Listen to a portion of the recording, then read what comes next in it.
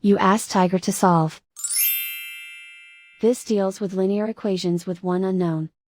The final result is t equals 36. Let's solve it step by step. Simplify the expression. Multiply the fractions. Expand the parentheses. Simplify the arithmetic. Break up the fraction. Find the greatest common factor of the numerator and denominator. Factor out and cancel the greatest common factor. Group all constants on the right side of the equation.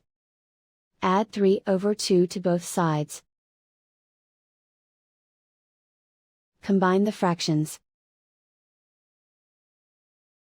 Combine the numerators. Reduce the zero numerator. Simplify the arithmetic. Convert the integer into a fraction. Combine the fractions. Combine the numerators. Isolate the x.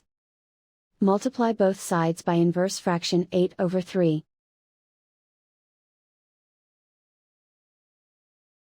Group like terms. Multiply the coefficients. Simplify the fraction.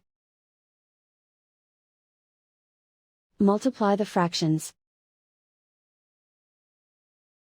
Simplify the arithmetic. And so the final result is t equals 36.